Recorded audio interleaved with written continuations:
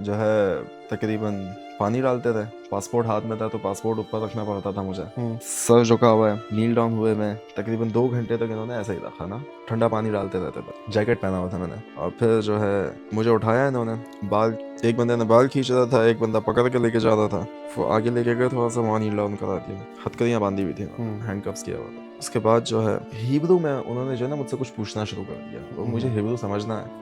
जब वहाँ पे गया मैं तो सबसे पहला पंच जो मारा ना मुझे, वो मुंह पे मारा ना, चश्मे पहने हुए थे मैंने, चश्मे गिर गए मेरे। अच्छा। मतलब माय ग्लासेस, उसने मुझे ग्लासेस उठा के दिए, फिर मैंने अपना मुंह बचा दिया ताकि मुंह पे निशान ना तकलीफ हो। उन्होंने पेट पे मारा, लाते मारी सबको एक एक बंदे को कंटेनर के अंदर बारी बारी, ओके। One by one. उसके बाद उन्होंने मुक्के लाते मारी, तकरीबन 3 4 5 मिनट तक ये करते थे। उसके बाद फिर एक और दरवाज़ा खोलते थे और वहाँ पे लात मार के फेंकते थे। उसने बोला कहाँ से हो, मैं पाकिस्तान से। तो उसने हंसना शुरू कर दिया। तो बोला दिल्ली जाओ ना, यहाँ क्यों आया? मैंने कोई जवाब ही नहीं दिया। मतलब मैंने हमारा मसला किसी से नहीं है, तो हम एक पीसफुल और ह्यूमैनिटेरियन एड का मिशन था हमारा, हमें एड लेके जाना था peacefully.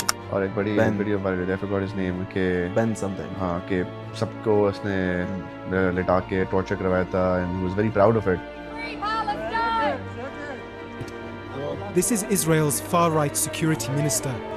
Here, bound and forced into prostrate position, are some of the 428 detained volunteers. और बड़ी लाइक वाइस प्रेसिडेंट ने कंडेम किया था उस केस को पूरी दुनिया ने, इवन द प्राइम मिनिस्टर उनके मुल्क ही उन्हें भी कंडेम किया था, कुछ ज़्यादा ही हो गया। तो did that happen with you इस बार?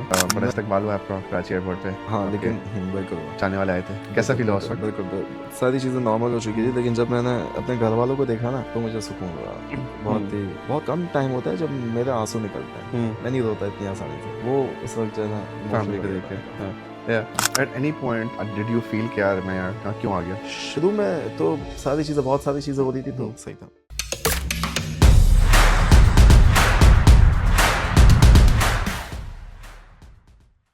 अस्सलाम वालेकुम, साथ क्या हाल है? सलाम, बिल्कुल ठीक। First of all, I think the entire nation's proud of you. कि यार जो आपने किया, and just for the audience, I'll just give them like a summary as to what you have done. कि Saad recently went to Gaza to deliver humanitarian aid, but unfortunately they were intercepted by the forces. They were इन पे जुल्म हुआ बड़ा, इन पे काफ़ी इनको मारा पीटा भी, I assume.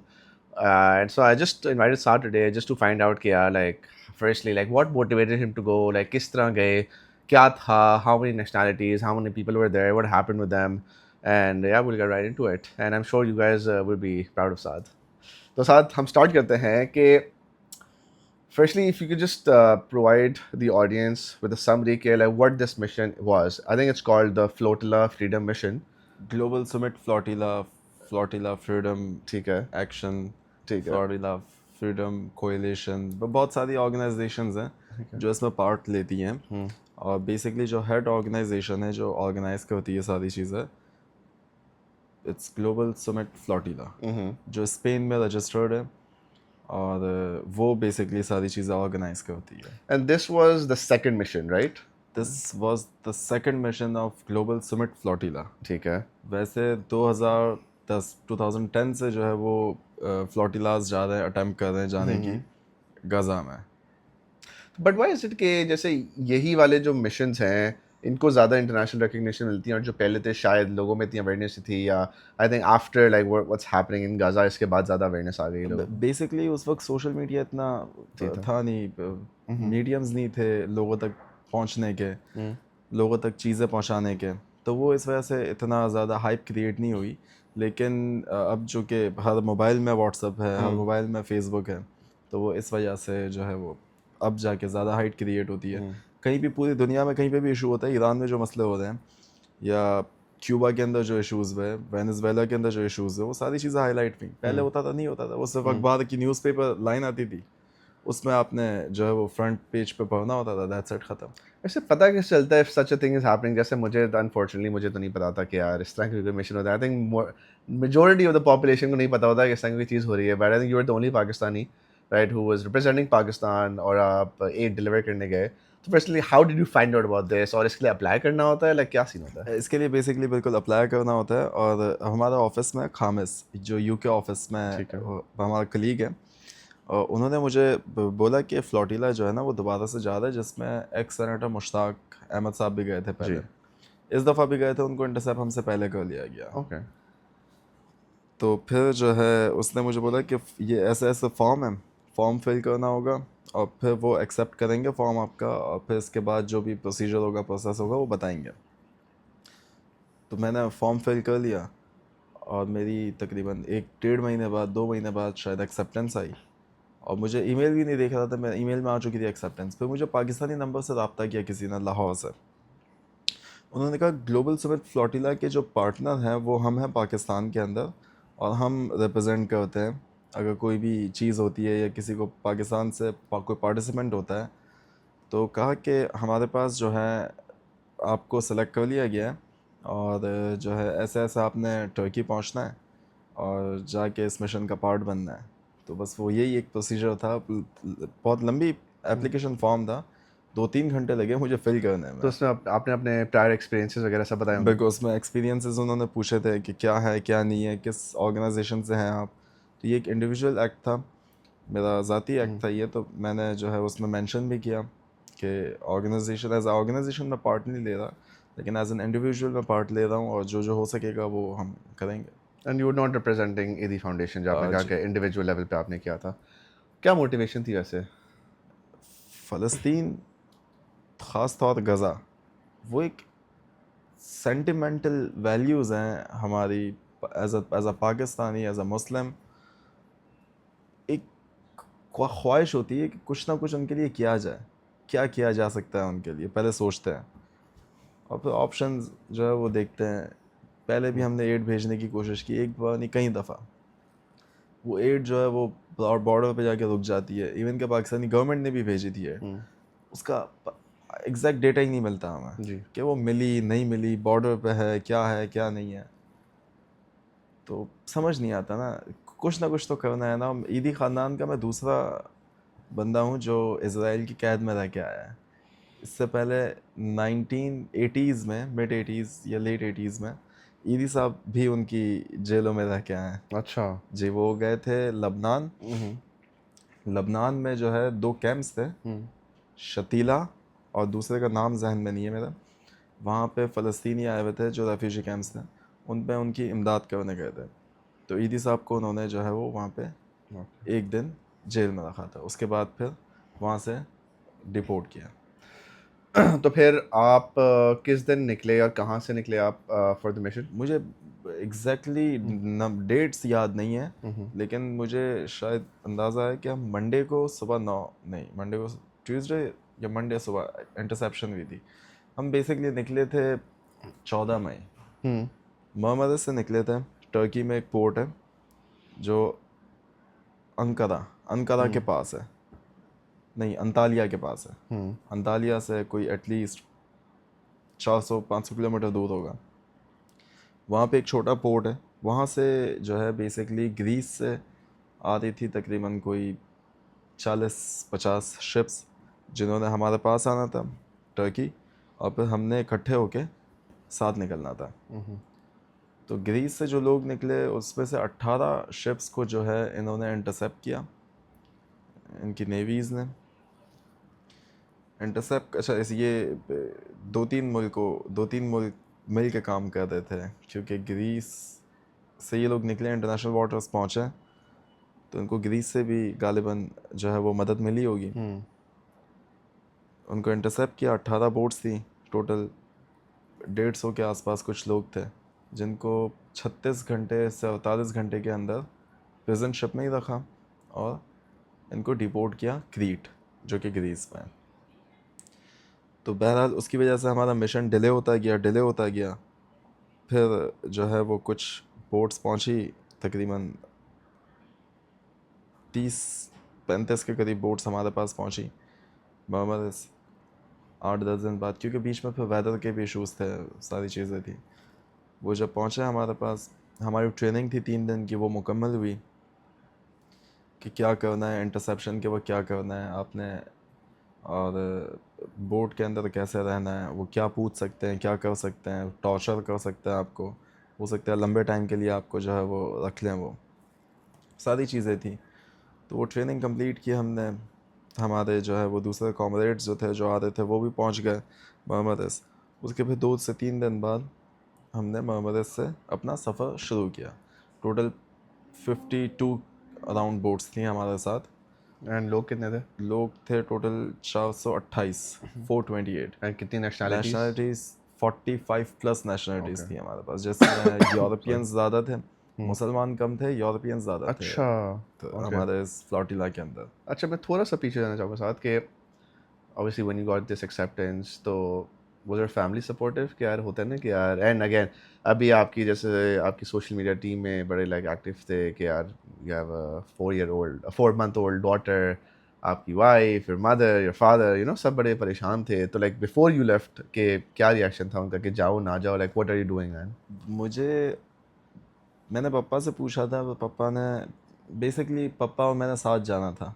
अच्छा, तो ठीक है। फिर हमने फिर डिसाइड ये किया कि हम दोनों में से किसी एक को जाना होगा, ताकि खुदा ना खास्ता वो ज़्यादा टाइम के लिए रोकते हैं, डिटेन के होते हैं, जेल में डालते हैं, तो पाकिस्तान में सफ़र ना करें कोई चीज़। तो इस वजह से फिर डिसाइड ये हुआ कि मैं जाऊंगा। पापा ने मुझे इजाज़त दी हुई थी। अच्छा। पापा नहीं रोकते मुझे किसी Fearless. भी, हाँ पापा किसी भी जगह जाने से नहीं रोकते मुझे। मेरी बहनों ने मुझे मना किया, मम्मी मुझे डांट रही थी, वाइफ ने मुझे शुरू में बहुत मना किया।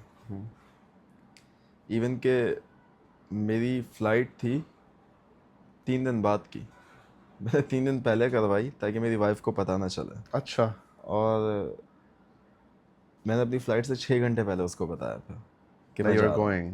हाँ, अच्छा, क्योंकि मैं उसको वो भी नहीं बताना चाह रहा था, लेकिन मम्मी ने मुझे फोर्स किया कि उसको बताओ, obviously, yeah, क्योंकि मैं नहीं चाह रहा था कि कोई मुझे रोके जाने से। ठीक है। तो फिर गया, और मुझे फैमिली से जो है वो मना किया गया था कि ना जाओ आप। लेकिन पापा मुझे सपोर्ट कर रहे थे, तो मुझे टेंशन नहीं थी किसी चीज़ बस की। पीछे अब्बू खड़े हैं बाकी। अब्बू खड़े एंड हैं, ऑब्वियसली खैर व्हेन यू है। टोल्ड योर वाइफ तो उसका क्या रिएक्शन था? उसने रोना शुरू कर दिया था, हाँ। बच्ची छोटी है। हाँ, तो फिर बहरहाल मम्मी ने भी उसको समझाया, और मैंने भी बोला कुछ भी नहीं होगा, और आ जाएंगे, ठीक हो है। जाएगा।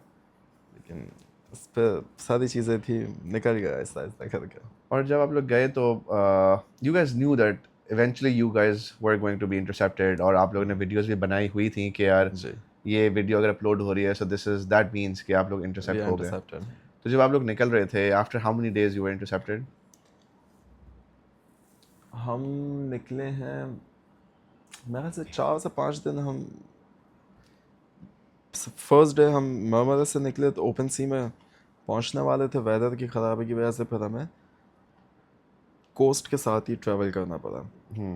2 दिन हमने कोस्ट के साथ ट्रैवल किया, बे ऑफ अंतालिया पहुंचे, वहाँ पे फिर हमने स्टे किया, एक दिन स्टे किया, फिर बे ऑफ अंतालिया से कुछ कश्तियाँ पीछे रह गई थी, सब एक साथ इकट्ठे हुए अगले दिन। वेदर बहुत ख़राब था। उसके बाद फिर हम स्ट्रेट नहीं, साइप्रस भी नहीं, और बे ऑफ अंतालिया से स्ट्रेट हम गज़ा के लिए सेल करना शुरू कर दिया था हमने। तो फिर जैसे ही हमने सेल करना शुरू किया, एक दिन गुजर गया पीसफुली। दूसरे दिन सुबह, अच्छा हमारी इंटरसेप्शन की जो है ना ड्रिल होती थी कि जैसे ही इंटरसेप्ट करने आ रहे हैं तो जो है ना हमने क्या क्या चीज़ें करनी है, सबकी एक जिम्मेदारियाँ बांटी भी होती थी।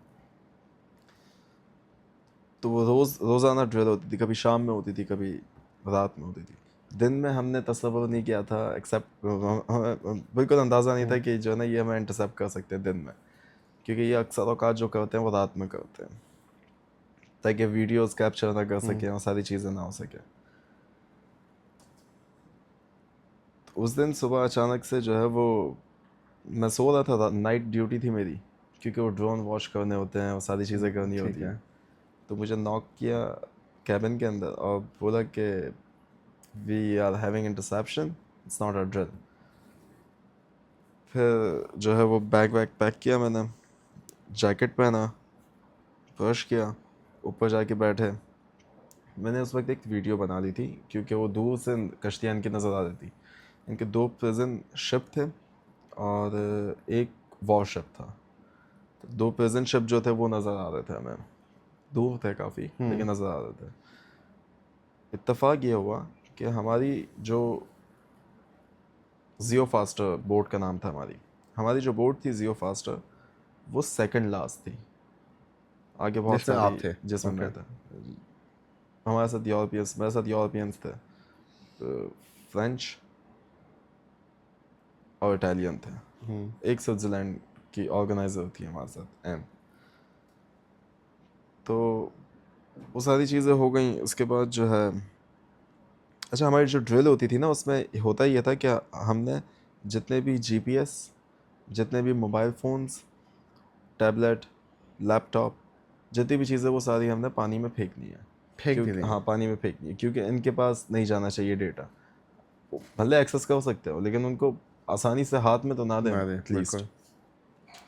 और दूसरा, जो किचन नाइफ होती है ना, वो भी हम इकट्ठा करते थे और वो अपने साथ रखते थे, ताकि ये लोग जैसे ही आएंगे हमारे पास तो वो हम फेंक देंगे पानी के अंदर। अच्छा। उसकी वजह ये है कि मारवी मरवाला, वो एक फ्लोटिला था जो टर्की से गया था 2014 शायद, गालिबन। उसमें एक बच्चा, या हाँ, एक बच्चा था, वो वीडियो रिकॉर्ड कर रहा था, मोबाइल फ़ोन रिकॉर्ड कर रहा था या कॉल कर रहा था या इस्तेमाल कर रहा था, मोबाइल था या सैटेलाइट फ़ोन था। बहरहाल, वो इन्होंने देखा और उस बच्चे को गोली मार दी थी। उस मिशन के अंदर एटलीस्ट कोई 10 से 12 लोग जो है ना शहीद हुए थे, टर्किश पीपल। तो इस वजह से इस बार जो पॉलिसी थी हमारी, जो हमने पहले ही ड्रिल थी हमारी, वो ये था कि हमने छोटी से छोटी नाइफ या पॉइंटी चीज़ भी होगी ना, वो फेंक हमने देनी है। पानी में फेंकनी है, ताकि इनको कोई जवाब ना मिले। हम्म। तो बहरहाल, इंटरसेप्शन के दिन जो है वो हमने सारी चीज़ें की, लाइफ जैकेट्स पहने, बैठ गए हमने वीडियो रिकॉर्ड कर ली, ताकि पता चल जाए कि इंटरसेप्शन शुरू हो गई है। क्योंकि हमारे को इंस्ट्रक्शंस भी थी कि जैसे ही आपने कुछ देखा या कुछ आपको नज़र आ रहा है, होते हुए महसूस हो रहा है, आपने जो है वो ग्रुप्स के अंदर बता देना है, ताकि सब अलर्ट हो जाए। हम्म। तो इस वजह से जो है वो वीडियोस रिकॉर्ड की हमने। हम अच्छा, प्रेजेंट शिप जो थी ना, वो काफ़ी दूर थी ना, तक एटलीस्ट होगी कोई 2-3 नॉटिकल माइल्स दूर होगी हम्म। हमसे, दोनों। दूसरी वाली और ज़्यादा दूर थी। वो हमें ज़ोडिएक्स, इनकी इन्फ्लेटेबल बोट्स होती है जिसमें सोल्जर्स होते हैं, वो नज़र आ रही थी। वो जा रही थी, जो लास्ट बोट थी जो हमसे पीछे थी, उसकी तरफ जा रही थी वो। और हमें बिल्कुल अंदाज़ा हो गया कि इंटरसेप्शन होने वाली है, कभी भी हो सकती है। तो हमने सारी चीज़ें घर वालों को बता दिया, सारी चीज़ें कर अच्छा, ली। you were in contact with your family members? हाँ, आई अच्छा। Was in contact. हमारी हर बोट में एक स्टारलिंक लगा हुआ होता है, अच्छा, ओके, सही। तो उसके थ्रू वी वर कनेक्टेड। तो हमने जो है वो फैमिलीज़ को बताया सारी चीज़ें की। इसके बाद मैं मैसेज कर रहा था टाइप, तो मैं मैसेज टाइप कर रहा था, मैंने अचानक से देखा तो ज़ोडिएक हमारे सामने आ चुकी थी। अच्छा। वो बहुत स्पीड बोट होती है, स्पीड। वो बहुत स्पीड से आती है, तो वो हमारे सामने आ चुकी थी। तो फिर वो फ़ोन, लैपटॉप, सारी चीज़ें जो थी वो हमने डिस्कार्ड की, नाइफ इवन के, हम्म। वो भी हमने डिस्कार्ड की। उसके बाद जो है वो सोल्जर्स, हमने अपनी बोट को जो है ना फुल स्पीड पे ले गए थे, हम्म। ताकि थोड़ा सा इनको स्ट्रगल करना पड़े। और ये इंस्ट्रक्शंस आपको दिए हुए थे? ये कैप्टन के ऊपर होता कैप्टन है कि के। आपने क्या करना है। ठीक है। कैप्टन ने जो है वो फुल स्पीड कर दी, ताकि हम्म। स्ट्रगल करें वो लोग। उसके बाद जो है वो स्ट्रगल कर रहे थे, फिर उन्होंने आवाज़ें दी हमें, बंदूकें तानी हुई थी हम पे अपनी बोट से ही, और कहा कि हम टोटल 8 जाने थे, कहा कि डेक पे चले जाओ आगे सब, और हाथ ऊपर करके बैठ जाओ। तो हम वहाँ पे जाके बैठ गए। उसके बाद जो है उनको तकरीबन 10-15 मिनट लगे हमारी बोट में आने में। 4-5 फौजी आए थे, और फिर उन्होंने बोट की सर्चिंग की, आधा घंटा लगाया एटलीस्ट, बैठे हुए थे हम। उसके बाद एक एक करके उन्होंने हम सबकी सर्चिंग की, पासपोर्ट तस्वीर खींची और बैठा के रखा था फिर हमें। फिर तकरीबन जो है 1-1.5 घंटा लगा हमें प्रिजन शिप में पहुंचने में। प्रिजन शिप जो है ना, वो बेसिकली एक छोटा कार्गो शिप टाइप हम्म। होती है। उसमें बीच में जो है वो कंटेनर रखने की जगह होती है, एक तरफ विलेजर। वो हमें फिर ज़ोडियाक में उन्होंने बैठाया, अपनी ज़ोडियाक में बैठाया। हमारी कश्ती 2 सोल्जर लेके जा रहे थे आगे, उन्होंने हमें ज़ोडियाक में बैठाया, नीचे ज़मीन पे प्रिजन शिप के ऊपर गए। पासपोर्ट सबके हाथ में दे दिए थे, तस्वीरें खींची इन्होंने और आपके हाथ में वापस दे अच्छा, दिए, वापस दे दिए। प्रिजन शिप के अंदर जैसे ही गए हम, हमारी दूसरी बोट इंटरसेप्ट हुई थी। पहली बोट में 7 बंदे थे, ठीक है। तो 8वां सीरियल नंबर इशू करते थे, अलाउड करते थे वो। 8वां सीरियल नंबर जो था वो हमारी बोट के एक पार्टिसिपेंट का था, और हमारे पास थे टोटल 8 बंदे, तो होना चाहिए 16 तक। तो 15 सीरियल नंबर इशू हुआ, सबसे आखिर में मैं गया, तो वो उन्होंने मुझे वहीं पे नील डाउन करा दिया। जस्ट आपको? हाँ, अच्छा। मुझे नील डाउन करा दिया। मेरे साथ जो है ना वो कुछ इंडोनेशियंस भी थे वहाँ पे। नील डाउन करा के जो है तकरीबन पानी डालते थे, पासपोर्ट हाथ में था तो पासपोर्ट ऊपर रखना पड़ता था मुझे, सर झुका हुआ है, नील डाउन हुए में तकरीबन 2 घंटे तक इन्होंने ऐसा ही रखा ना, ठंडा पानी डालते रहते थे। जैकेट पहना हुआ था मैंने, और फिर जो है मुझे उठाया इन्होंने, बाल, एक बंदे ने बाल खींच रहा था, एक बंदा पकड़ के लेके जा रहा था, वो आगे लेके गए, थोड़ा सा वहाँ नील डाउन करा दिया, हथकड़ियाँ बांधी हुई थी, हैंडकफ्स किया हुआ था। उसके बाद जो है हिब्रू में उन्होंने जो है ना मुझसे कुछ पूछना शुरू कर दिया, और मुझे हिब्रू समझना है, तो मुझे जो समझ आया मैंने उनको बोला कि मैं जियो फास्टर से हूँ और मैं ऑन बोर्ड हुआ हूँ टर्की से। मैंने सिर्फ इतना बोला, उन्होंने मुझे सीरियल नंबर अलॉट किया, 41 था मेरा सीरियल नंबर, हालांकि मेरा सीरियल नंबर 16 होना चाहिए था टेक्निकली, यस। हाँ। 41 सीरियल नंबर इशू किया इन्होंने मुझे। उसके बाद जो है ये कंटेनर के अंदर लेके जाते थे, एक ही बंदा लेके जाता था उस वक्त, और वहाँ पे 2 बंदे मौजूद होते थे। कंटेनर खोलते थे, एक बंदा अंदर, एक बंदा अंदर लेके जाता था, 2 बंदे मौजूद होते थे, वो फिर टॉर्चर करते थे आपको। वो जो है हेड डाउन होता था आपका, हाथ ऐसे होते थे और सर ऐसा होता था, तो आपको समझ नहीं आ रहा होता था कहाँ जा रहे हैं, क्या हो रहा है। तो जब वहाँ पे गया मैं, तो सबसे पहला पंच जो मारा ना मुझे, वो मुंह पे मारा ना, चश्मे पहने हुए थे मैंने, वो चश्मे गिर गए मेरे। अच्छा।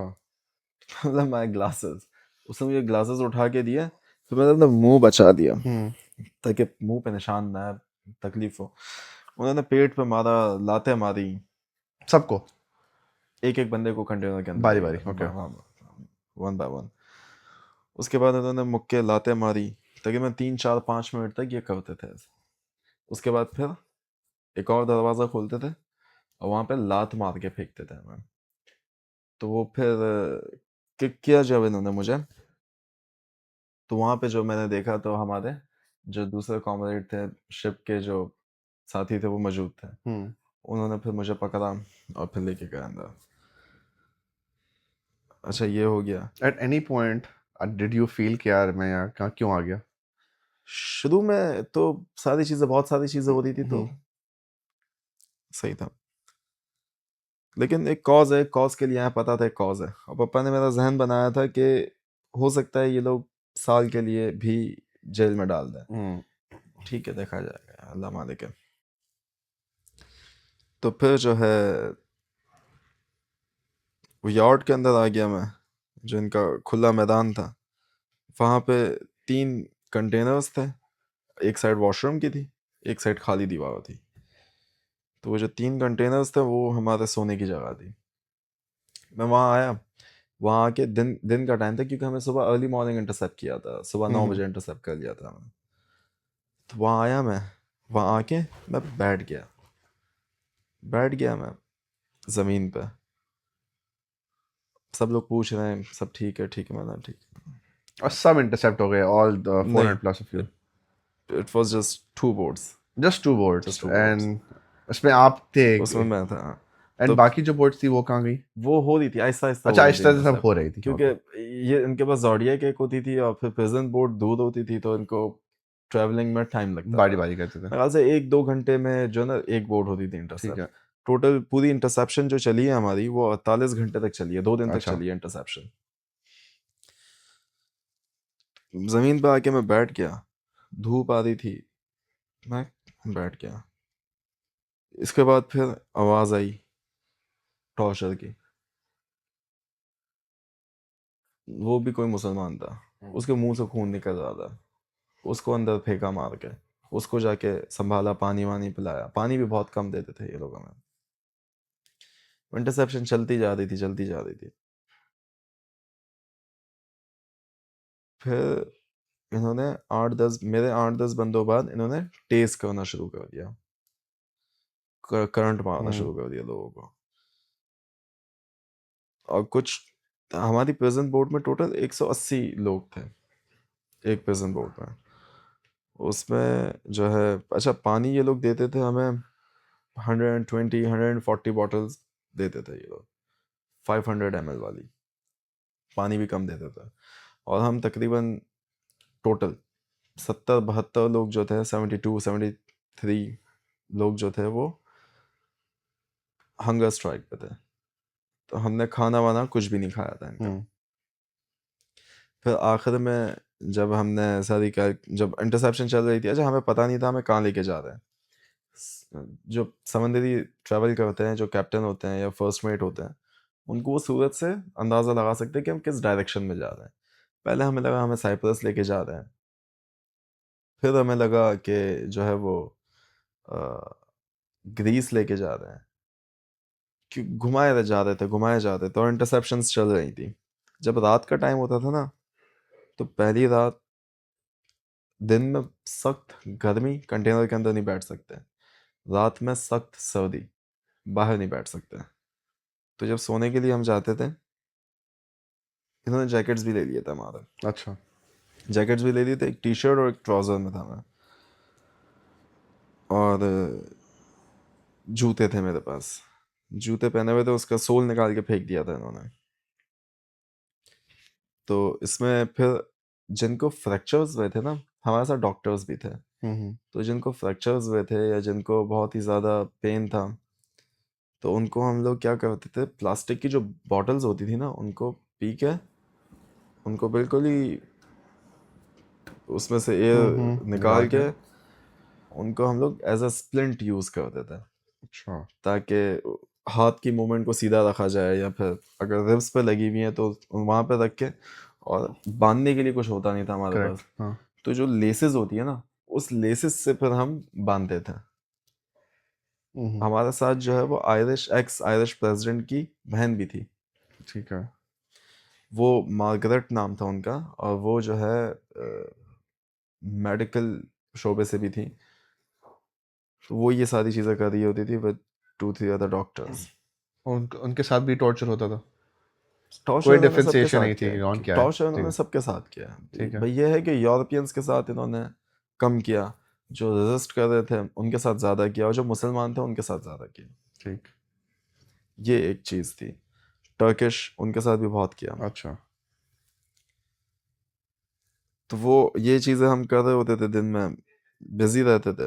रात का टाइम जो होता था, तो रात में जब इंटरसेप्शन होती थी ना, तो ये लोग ज़्यादा टॉर्चर करते थे उनको, क्योंकि तो हमारी कुछ बोट्स ने ऐसा किया था कि वो साइप्रस चली गई, फिर वो मिस्र इजिप्ट चली गई। अच्छा, उन्होंने साइप्रस में भी अंदर आने की इजाज़त ली साइप्रस से, कि आप हमें इजाज़त दो, हमारे साथ जो है वो अनलॉफुली इंटरनेशनल वाटर्स में जो है इलीगली हमें किडनैप किया जाने का खतरा है, और कितने लोगों को कर भी चुके हैं ये लोग। ठीक। साइप्रस ने इजाज़त नहीं दी, नहीं दी? नहीं अच्छा। दी, इजिप्ट ने इजाज़त नहीं दी। तो वो साइप्रस से होते हुए इजिप्ट गए, इजिप्ट से फिर वो कोस्ट लाइन पे चलते हुए आगे जा रहे थे टू गाज़ा।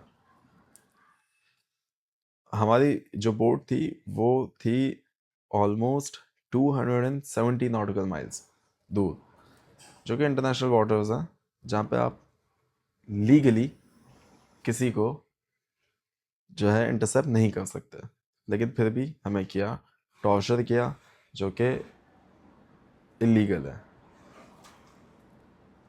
मिसट्रीट किया हमें पानी नहीं दिया जाता था, जो लोग हंगर स्ट्राइक पे नहीं थे उनको खाना नहीं मिलता था, जो कि गलत है। इस तरीके का रवैया जो है ना, मेरे ख्याल से आप किसी टेररिस्ट के साथ भी नहीं करना चाहिए करेक्ट। जो उन्होंने किया हमारे साथ। फिर एक और चीज़ ये क्या करते थे हमारे साथ, दिन में 2 से 3 टाइम ये आते थे हमारे पास, सुबह से लेकर रात तक 2 से 3 टाइम आते थे। और काउंटर स्ट्राइक खेली आपने? हाँ बिल्कुल खेलिए। उसमें फ्लैश बैंग्स देखे आपने कैसा होता है? बिल्कुल। वो एक साउंड ब्लास्ट करते हैं, ठीक है, और उससे धुआं निकलता था, स्मोक होता था थोड़ा बहुत, लेकिन वो साउंड ब्लास्ट से जो है ना कान आपके बंद हो जाता था, बंद हो जाते थे। बंद हो जाता था। वो स्टन गनरेट फायर करते थे हम पे, फ्लैश बैंग्स, दिन में 2-3 टाइम। मैं उस वक्त परेशान हो गया, मतलब ये है क्या चीज़, मतलब ये क्यों कर रहे हैं ऐसा? स्टन गनरेट कोई मजाक नहीं है, Correct. आप रबर बुलेट्स फायर कर दो, ये मजाक नहीं है। तो दिन में 3 टाइम करते थे ये ऐसा। उस वक्त मैं बिल्कुल, मुझे समझ ही नहीं आता था कि क्या हो रहा है। उसके बाद जो है वो हम लोग 180 प्रिजनर्स थे इनकी प्रिजन शिप में, 3 कंटेनर्स थे सोने के लिए।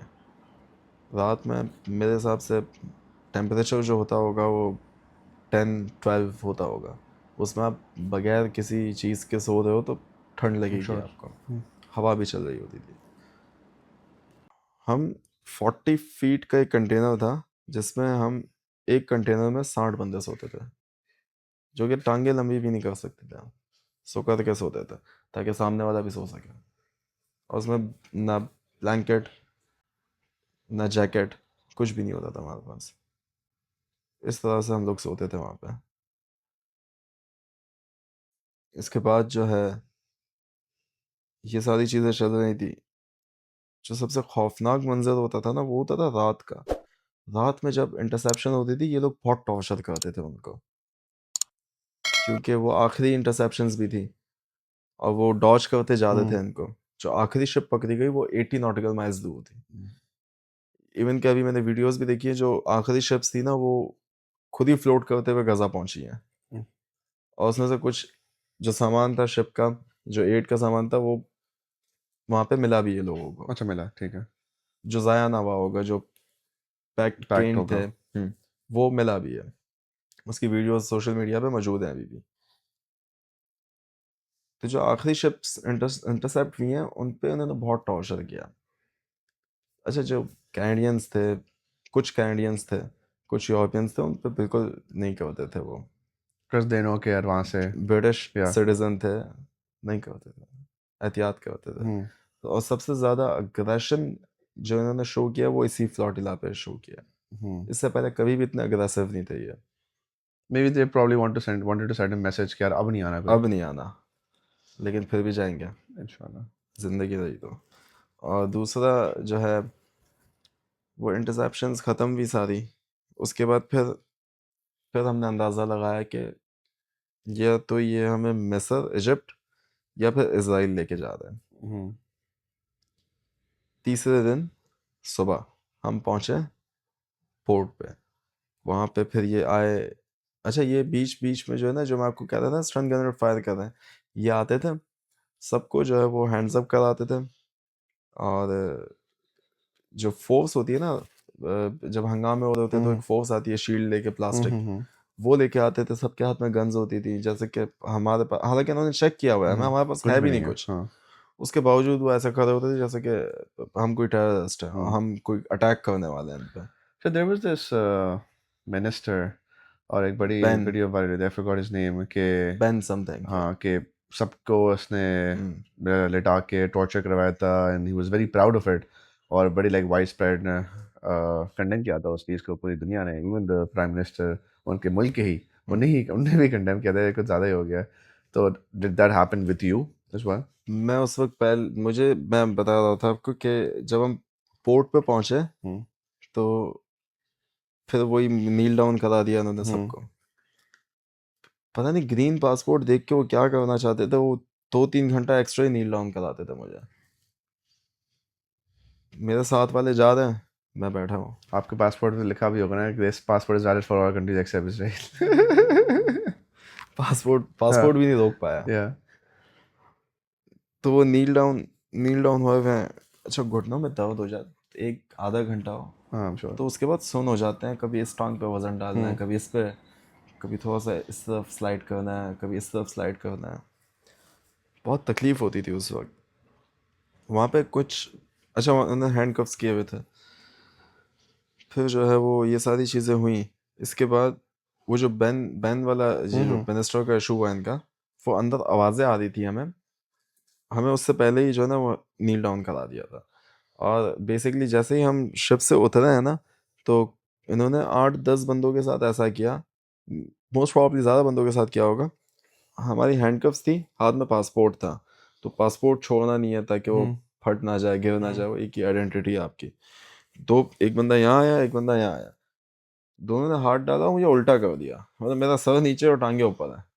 वहाँ पे मैंने इसराइल के झंडे देखे तो मुझे लगा कि हाँ हम This is अब Israel. इसराइल में हैं। वो वहाँ से लेके गए मुझे, उन्होंने एक बेसिकली एक छोटा सा टेंट बनाया हुआ था, 4x4 का होगा, ऑलमोस्ट 4x4 का। वो कर्टन्स थे उसमें, उसमें लेके जाते थे, उसमें मारते थे, ठीक है। उसमें उन्होंने फिर टॉर्चर किया, ठीक ठाक किस्म का उसमें मेरे चश्मे टूट गए, चश्मे थे ही नहीं फिर मेरे पास। तो दिख नहीं रहा होगा आपको, हाँ वो में कम नज़र कम आता है नजर आ मुझे। रहा था। उसमें चश्मे टूट गए मेरे, उन्होंने फिर मुझे मारा। अच्छा मैं गिर गया था, फिर मुझे उठाया, फिर मारा, और फिर बाहर ले जाके सबके साथ नील डाउन करा दिया। और ये सबके साथ ट्रीटमेंट चल रही थी। कुछ पासपोर्ट थे जिनके साथ नहीं होती थी, तो वहाँ बैठे हुए थे, लेटे हुए थे हम लोग, सॉरी नील डाउन हुए हुए थे। उसके बाद जो है वो तकरीबन कोई 2.5 घंटे बाद जो है वो मेरी बारी आई। 2.5-3 घंटे बाद वो अंदर लेके गए मुझे। वहाँ पे उन्होंने पासपोर्ट ले लिया, पासपोर्ट ले लिया। फिर वो 4-6-8 अलग अलग डेस्क होते हैं, कहीं पे फिंगरप्रिंट ले लें, कहीं पे पिक्चर्स खींच रहे हैं आपकी, कहीं पे पासपोर्ट की डिटेल्स एंटर कर रहे हैं। वो सारी चीज़ें हुई। उसके बाद फिर हमें एक जगह जाके बैठा दिया सबके साथ ना, 40-50 लोग बैठे हुए थे। फिर हमें लेके गए ये लोग इमिग्रेशन ऑफिसर के पास। वहाँ पे जो है वो हमारे लॉयर्स मौजूद थे वहाँ पे, जो रिप्रेजेंट कर रहे थे हमें, अदालत। उन्होंने हमें बोला था कि आपने जवाब नहीं देना किसी चीज़ का, तो हमने जवाब नहीं दिया। सारी चीज़ें हुई। उसके बाद जो है उसने पूछा कि आपको वापस जाना है, लॉयर ने मना किया था, कोई जवाब नहीं दिया। उसके बाद फिर ये लोग एक और जगह लेके गए हमें, वहीं पर हॉल्स ही थे, दूसरे हॉल में लेके गए। वहाँ पे जो है वो एक बंदे ने हथकड़ी, हैंडकफ प्लास्टिक वाली थी, वो खोली,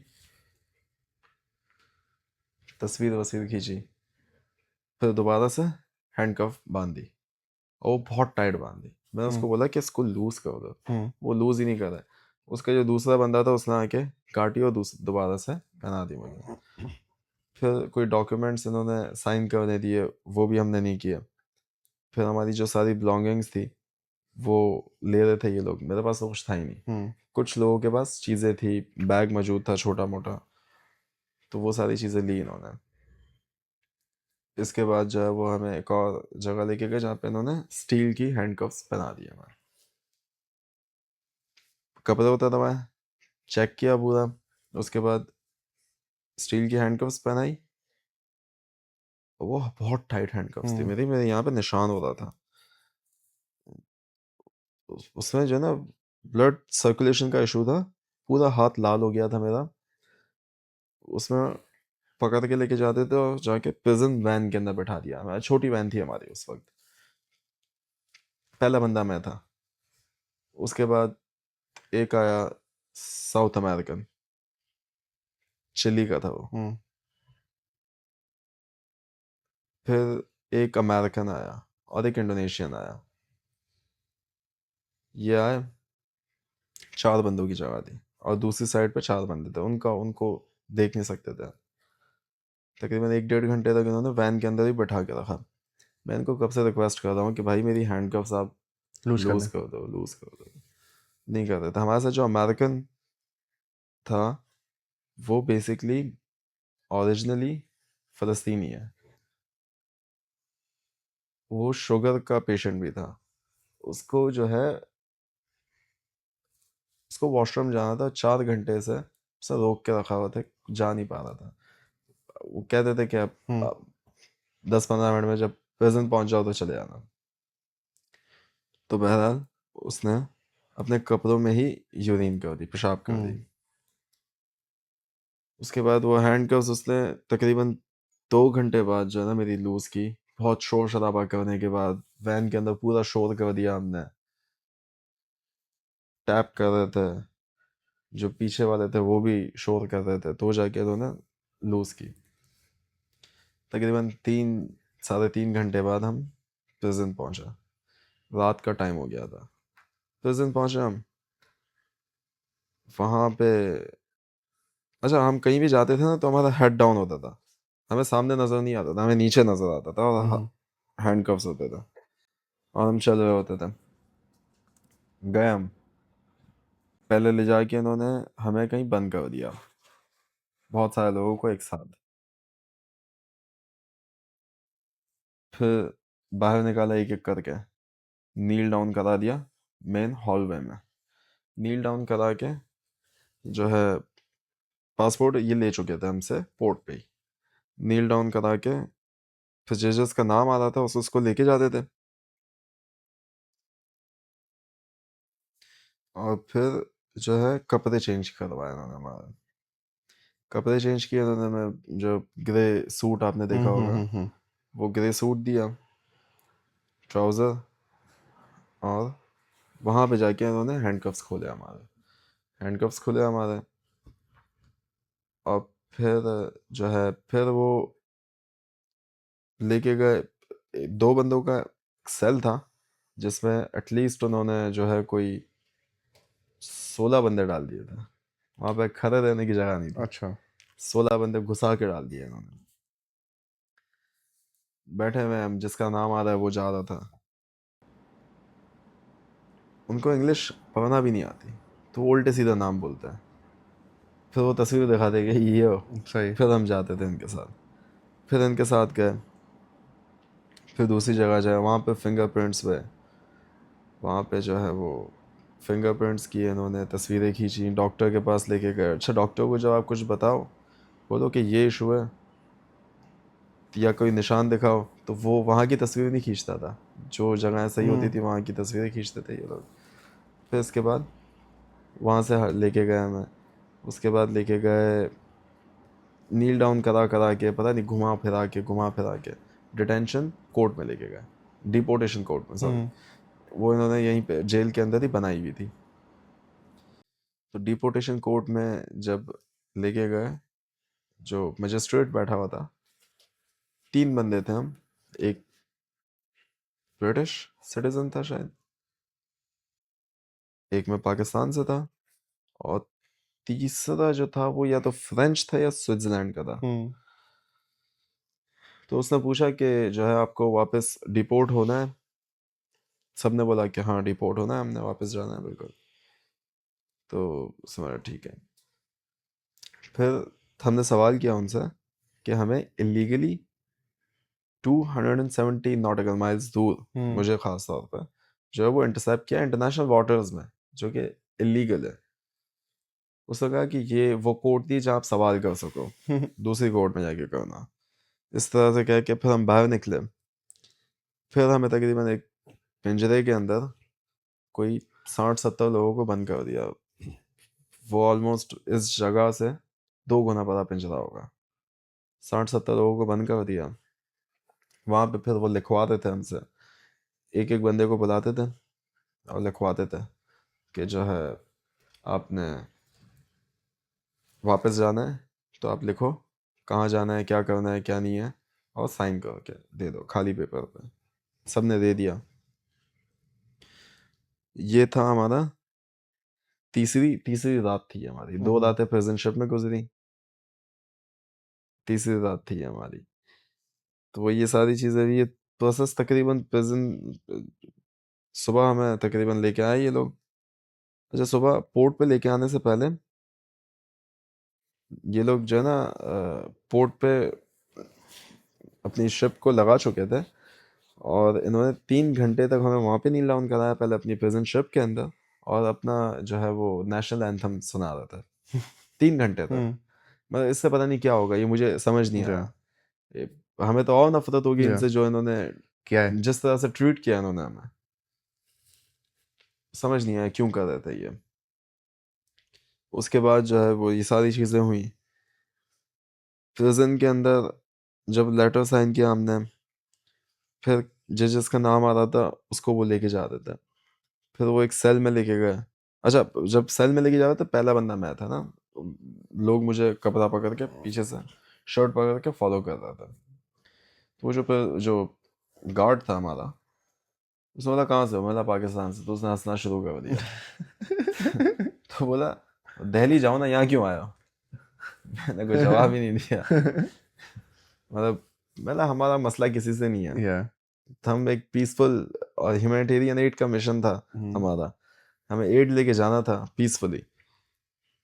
उसके बाद जो है वो बस उसने गेट खोला, अंदर डाला। तकरीबन उस सेल के अंदर मेटल के बेड्स थे, डबल डबल डेकर। उसमें गद्दे वद्दे भी नहीं थे।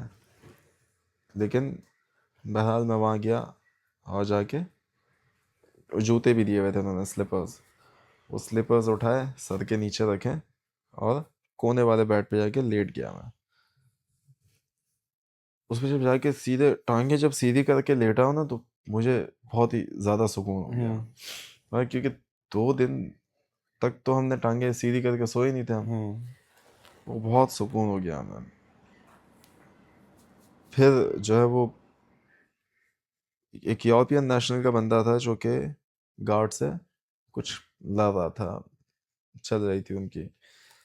तो फिर गार्ड ने थक हार के 35 जो है वो बेड्स दे दिया, हमें मैट्रेसेस दे दिए और कंबल दे दिया। तो हम वहाँ पे सोए। पाछा पानी नहीं था हमारे सेल में, थोड़ा सा पानी था जो पी चुके थे लोग। उस रात पानी भी नहीं पिया हमने। सुबह का टाइम हुआ। सुबह जो है वो जिन जिन का नाम आ रहा था उनको कॉल करके प्रिजन वैन के अंदर बैठा देता है हैंडकफ्स के साथ। तो सबसे पहले उन्होंने हैंडकफ बांधी और फिर दोबारा से बहुत टाइट बांधी। वो इतनी टाइट बांधी, उसने जो है ना मेरा एक माइनर फ्रैक्चर कर दिया है। जब भी आपने हाथ में ये ये पहना हुआ है। हाँ, सही। ये मुझे जो है वो मैंने ईद के बाद दिखाया, क्योंकि दर्द नहीं था मुझे, नमनेस नहीं जा रही थी। तो मैंने डॉक्टर को दिखाया, तो डॉक्टर अकमल ने जो है वो रिकमेंड किया कि आपने ये 8-10 दिन तक पहनना है। पेन नहीं है लेकिन नमनेस नहीं जा रही।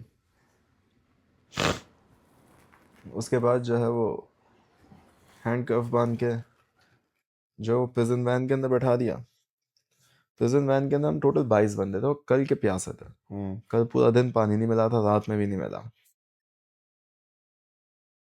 वो जो उन्होंने सेल में बंद किया था ना, मैं 2 बंदों वाले, वहाँ पे एक जो है ना टैप लगा हुआ था, तो उसमें हमने टैप वाटर पी लिया था अच्छा खासा। तो गुजारा हो गया था बहुत। लेकिन फिर अगले दिन जो है वो प्रिजन वैन के अंदर बैठा, तकरीबन 22 लोग थे हम प्रिजन वैन के अंदर। उनमें से 6 लोग जो थे ना, वो उनके हैंडकफ्स बहुत टाइट थी। मेरा वाला इशू था सारा। शोर शराबा किया हमने, क्योंकि यूरोपियंस जो थे ना वो डरते नहीं थे। वो कहते थे शोर शराबा किया, सारी चीज़ें चल रही हैं। जो दरवाज़ा था सामने उसको लाते मारते थे, सब कुछ करते थे। फिर वो आए, एक बंदा आया आधे पौने घंटे बाद। उसने बोला कि वो खोलने लगा ना, लूज करने लगा। दूसरा आया, उसने बोला पेपर स्प्रे है वो मैं करूँगा, और दूसरा टीयर गैस मारूंगा इसके अंदर। तो फिर हमने बोला कि ठीक है यार, बर्दाश्त कर लेंगे हम। अच्छा, हमें उस वक्त तक नहीं पता था कहाँ लेके जा रहे हैं। चौथा दिन हो गया था और हमें समझ नहीं आ रहा था क्या करना चाह रहे हैं। आगे जो 2 बंदे बैठे हुए थे ना, वो फिर जैसे ही हम वहाँ से निकले, ऑलमोस्ट कोई 40-50 मिनट्स बाद, तो उन्होंने रास्ता देखना शुरू कर दिया ना, जो साइन बोर्ड्स लगे हुए होते हैं हाईवेज पे, मोटरवेज पे, वो देखना उन्होंने शुरू किया। सबसे पहले हमें लगा ये हमें कायरो लेके जा रहे हैं। नहीं, पहले लगा जॉर्डन लेके जा रहे हैं। वो 6 घंटे का ऑलमोस्ट सफ़र था वहाँ से। फिर साइन बोर्ड्स आए कायरो के, वो 900 किलोमीटर्स के थे। वो 8 से वो 12-14 घंटे का सफ़र होगा एटलीस्ट, क्योंकि स्लो चलती है प्रिजन वैन। फिर ये लोग एक और सिटी लेकर आए, उस सिटी का नाम नहीं पता मुझे, वहाँ पे एयरपोर्ट था, वहाँ लेके आए। वहाँ पे इन्होंने एसी भी बंद कर दिए प्रिजन वैन के ना। अच्छा, वहाँ पे जब फिर हमने पानी मांगा इनसे, तो उन्होंने 22 बंदों में जो है ना 3 पानी की बोतलें दी हमें, 500 ml वाली। सबने एक एक से पी लिया। हाँ, एक एक सब पिया। उसके बाद तकरीबन 1-1.5 घंटा वहीं मौजूद थे हम, 1-1.5 घंटा मौजूद थे वहाँ पे हम। उसके बाद इन्होंने 1-1.5 घंटे बाद जाके इन्होंने सबके हैंडकफ्स खोल दिए। एयरपोर्ट के पीछे लेकर आए थे ये लोग हमें। फिर ये लोग फ्रंट पे लेके गए, वहाँ पे जो है एक एक करके सबको उतरवाया, और एक लाइन चल रही थी लोगों की, तो उनके पीछे पीछे फॉलो कर रहा था मैं। एयरपोर्ट के अंदर जैसे इंटर हुए ना, तो बहुत सारी कॉन्सुलेट के, एम्बेसीज के लोग मौजूद थे वहाँ पे, वेट कर रहे थे प्रॉब्लम। वेट कर रहे थे अपने सिटीजन्स का। लेकिन उन्होंने किसी से मिलने नहीं दिया, सामने नजर आ रहे थे। अगर कोई इनके पास बात करने भी जा रहा था ना, तो वो गार्ड बोलते थे सीधा जाओ। तो बहरहाल सीधा सीधा गए। हमें अंदाजा हो गया था कि ये लोग हमें डिपोर्ट कर रहे हैं। थोड़ा बहुत सुकून था। तो फिर हमने वहां से निकले और फिर ब्रिज की तरफ गए। तो जैसे ब्रिज पे पहुंचे ना, तो हमने 3 जहाज देखे, सारे मिलिट्री एयरक्राफ्ट कर रहे थे वहाँ पे। 3 जहाज देखे जो टर्किश एयरलाइन के थे। मेरे बराबर में जो था वो साउथ अफ्रीकन था, उससे मैंने हक किया, थोड़ा सा सुकून हुआ। उसके बाद नीचे होते थे, रोड पे गया, तो बाय वॉक एयरक्राफ्ट की तरफ जा रहे थे। जब बाय वॉक जा रहे थे रोड पे, फौजी खड़े हुए थे वहाँ पे ना, तो हमने फ्री पैलेस्टाइन के नारे लगाना शुरू किया। उसमें से एक फौजी जो है ना, वो भागते भागते मेरी तरफ आया। मैं भागते भागते जहाज की तरफ चले गया। वहाँ पे एक बंदा था, उसको फिर मदद की, उसके फ्रैक्चर हो गया, उसको ऊपर लेके गए और फिर बैठ गए। जो फर्स्ट मील खाई मैंने 4 दिन में, वो टर्किश डिलाइट थी, और वो टर्किश एयरलाइन ने दी थी। प्लेन में खाई। सही। इसके बाद पानी भी पिया वहाँ पे, और फिर हम इस्तांबुल एयरपोर्ट पहुँचे 2-2.5 घंटे में। और उस दिन फैमिली से बात की फिर? उस दिन पास मोबाइल नहीं थे किसी के पास, तो पाकिस्तान के जो डिप्टी कौंसलर जनरल थे इस्तांबुल में जो होते हैं, वो मिलने आए थे, रिसीव किया उन्होंने, और उन्हीं के मोबाइल से जो है वो बातचीत हुई घर वालों से। उसके बाद जो है वो फिर मैं होटल में गया, पापा के दोस्त के पास गया पहले, क्योंकि मैंने वहाँ पे एक अपना मोबाइल रखा हुआ था। उनसे कुछ पैसे वैसे लिए, तो होटल में गया। फिर अगले दिन नेक्स्ट डे हाँ फ्लाइट करा के कराची आ गए। और बड़ा इस्तकबाल हुआ आपका कराची एयरपोर्ट पे? हाँ, आपके लेकिन बिल्कुल हुआ। चाहने वाले आए थे, कैसा बिल्कुल फील हुआ उस बिल्कुल वक्त? बिल्कुल मुझे वो, मतलब मैं सारी चीज़ें नॉर्मल हो चुकी थी, लेकिन जब मैंने अपने घर वालों को देखा ना, तो मुझे सुकून हुआ। बहुत कम टाइम होता है जब मेरे आंसू निकलते हैं। मैं नहीं रोता इतनी आसानी से। वो उस वक्त जो है ना, इमोशनल फैमिली हो को गया देख था के। मैं काफ़ी। हाँ। या अच्छा, कभी कभी होता है ना कि जब आपको इतना टॉर्चर होता है ना, सब रात ख्वाब में भी आ रहा होता है कि यार मुझे टॉर्चर। सो आपके साथ ये हुआ, या आपने दूसरे पार्टिसिपेंट से पूछा कि यार like are you all okay now? हाँ, या आई अज्यूम कि इस मिशन में कोई आता होगा, they all like very fearless people. मैंने इस तरह की टॉर्चर नहीं सहा मैंने। हाँ, जगह तो होते थे, लेकिन गने तानना, इस तरह की चीज़ें बहुत हुई हैं, पाकिस्तान में भी हुई है मेरे साथ। बहुत सारे ऐसे वाक़यात होते हैं जहाँ पे जो है स्टेट नहीं होती, वो आप जाके काम कर रहे होते हैं, तो बहुत सारे लोग, ग्रुप्स होते हैं, वो आ जाते हैं आपके पास, तो उनको आपको समझाना पड़ता है क्या नहीं है, तो वो भी फिर ठंडे हो जाते हैं। तो इस तरह की कोई चीज़ नहीं थी, लेकिन बस ये था कि इस तरह, मतलब इस तरह का रवैया मैंने कभी नहीं देखा था कि यार आप स्टन ग्रेनेड फायर कर रहे हो, आप रबर बुलेट्स मार रहे हो, और उन लोगों के पास जिनके पास कुछ है ही नहीं, जिनको आपने चेक किया हुआ है ऑलरेडी। ये एक चीज़ बहुत ही ज़्यादा। And so the purpose of this mission was obviously to deliver aid.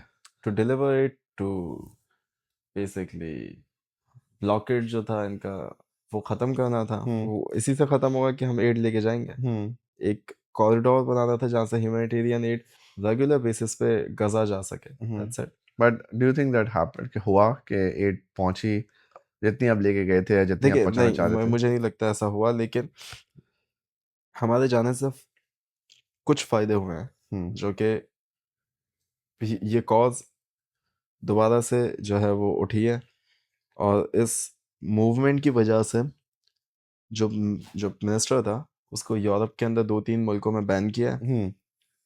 इसको यूरोपियन यूनियन में बैन करने का सोच रहे हैं, और जो यूरोपियन यूनियन के कुछ मुआहदे हैं, एग्रीमेंट्स हैं इसराइल के साथ, उनको कैंसिल करने का सोच रहे हैं। यूरोपियन यूनियन सैंक्शंस लगाने का सोच रही है। तो ये सिर्फ इस वजह से हुआ है कि हम गए थे, अगर नहीं जाते तो ऐसा कुछ नहीं होता। एंड जब ये नेक्स्ट मिशन होगा so would you apply again? मेरी कोशिश है, बिल्कुल मैं जाऊंगा अगर मौका मिला और तो। अब फैमिली जाने देगी अब? वो तो बात की बात है, लेकिन नहीं, ये होता है ना मेरा कि फैसला ये है कि मैं जाऊंगा। अच्छा, आप जाएंगे। एंड डू वी नो कि ये कब होगा नेक्स्ट? तो अभी तक कोई अपडेट नहीं है, लेकिन जैसे ही होगी वो बताएंगे।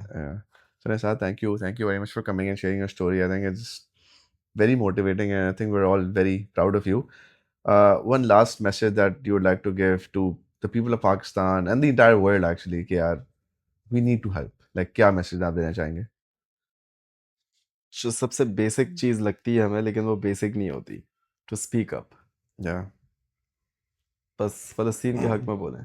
Do you think That's it. that like हम social media गवर्नमेंट पे कभी ना कभी तो सुनेगी। yeah, do you think social media पे हम चीज़ें काफ़ी like share करते हैं, तो do you think like her cheese matter करती है, हर हर चीज़, आवाज़? हाँ बिल्कुल, हर एक शेयर, हर एक लाइक मैटर करता है। Yeah.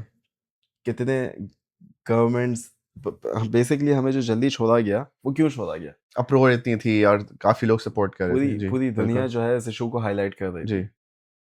यूरोपियन यूनियन के अंदर जो है इनके एम्बेसडर्स या इनके जो एम्बेसी के लोग होते हैं, उनको फॉरेन मिनिस्ट्री बुला बुला के इनको जलील किया गया। करेक्ट, कि आप क्या कर रहे हो? क्या कर रहे हो? इसी वजह से हमें जल्दी छोड़ा गया। और आई मीन पाकिस्तान में भी बड़ी माशाल्लाह सपोर्ट थी आपके लिए, बड़ा लोग। पाकिस्तानी गवर्नमेंट ने जो है वो बिल्कुल मुझे लेने वर यू आए थे। सेटिस्फाइड विद द परफॉर्मेंस ये of the Pakistani government? Pakistan, असल में पाकिस्तान का मसला ऐसा है कि हम खुद से कुछ कर नहीं सकते। उसकी वजह ये है कि हमारे पास पॉलिसी नहीं है कोई मेड इन पाकिस्तान की। मेड इन पाकिस्तान की पॉलिसी होगी, हमारी इकॉनमी बेहतर होगी, तो हम डिसीजंस खुद ले पाएंगे। But do you think eight that point जब आप देख रहे थे कि यार दूसरे पासपोर्ट वालों के साथ रिलेटिवली कम टॉर्चर हो रहा है और मेरे पासपोर्ट की वजह से मेरे साथ ज़्यादा टॉर्चर हो रहा है, so at that point did you feel कि यार क्या यार ये क्या ज़िंदगी है? देखें कब पाकिस्तान की तकदीर बदलती है। इंशाल्लाह वी प्रे कि हम पाकिस्तान बदले हो, बेहतर हो. But thank you very much, Saad. Thank you so much for coming. For the audience, I hope you guys enjoyed the conversation. Please support the cause. The charity link will be in the description below. It will lead you directly to the Freedom Flotilla Gaza. So please donate kijiye. And if you guys have any questions, concerns, comment section में लिखिए, and stay tuned for the next episode.